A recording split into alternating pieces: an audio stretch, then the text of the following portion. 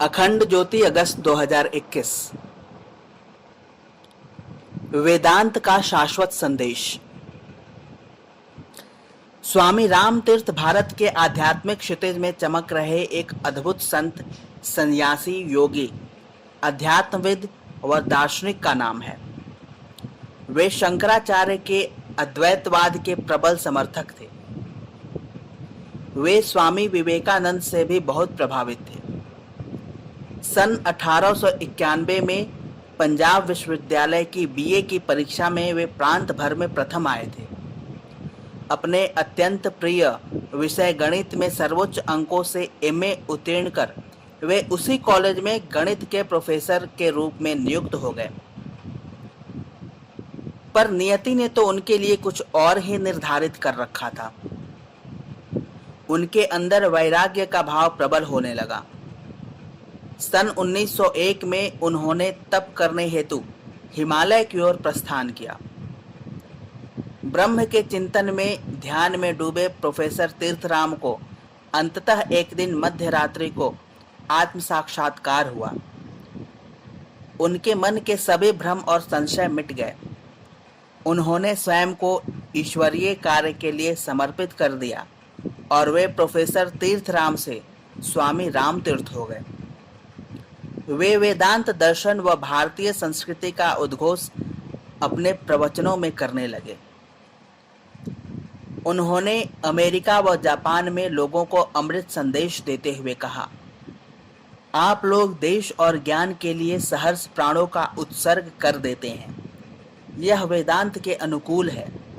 आप सबके लिए राम का एक ही संदेश है, अपने आप को पहचानो, तुम स्वयं ईश्वर हो। शाश्वत शांति का एकमात्र उपाय है आत्मज्ञान। सन 1904 में स्वदेश लौटने पर लोगों ने राम तीर्थ से अपना कोई संगठन या समाज बनाने का आग्रह किया। इस पर स्वामी राम तीर्थ ने बाहें फैलाकर कहा कि भारत में जितने समाज हैं, संगठन हैं, आश्रम हैं, वे सब राम के ही तो हैं। वे सब मेरे अपने ही तो हैं। उनकी दृष्टि में सारा संसार केवल एक आत्मा का ही खेल था। जिस शक्ति से हम बोलते हैं, उसी शक्ति से उदर में अन्न पचता है। उनमें कोई अंतर नहीं। जो शक्ति एक शरीर में है, वही सब शरीरों में भी है। उनका मानना था कि मनुष्यों की भिन्न भिन्न श्रेणियां हैं। कोई मनुष्य अपने परिवार से, कोई जाति से, कोई समाज से तो कोई संप्रदाय से घिरा हुआ है, बंधा हुआ है। कोई मनुष्य सिर्फ स्वयं के बारे में सोचता है, स्वयं का भला चाहता है। कोई परिवार के बारे में सोचता है, कोई सिर्फ अपने ही समाज व संप्रदाय के बारे में सोचता है। पर सच्चा मनुष्य तो वही है जो समष्टिगत हित में सोचता है, जो समस्त सृष्टि को भगवान का प्रतिरूप मानकर सबको अपना ही मानता है और सबके सुख, सौभाग्य व कल्याण की भावना रखता है। संकीर्णता के कारण व्यक्ति को अपने घेरे के भीतर के लोग, समाज, संप्रदाय अनुकूल लगते हैं और घेरे से बाहर के लोग, समाज व संप्रदाय प्रतिकूल लगते हैं। यही संकीर्णता अनर्थों की जड़ है। प्रकृति में कोई भी वस्तु स्थिर नहीं, अस्तु अपनी सहानुभूति के घेरे भी फैलाने चाहिए। इसी से आत्मविस्तार संभव है।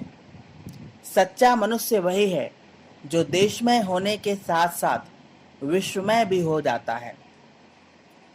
इसमें नुकसान कुछ भी नहीं, वरन लाभ ही लाभ है।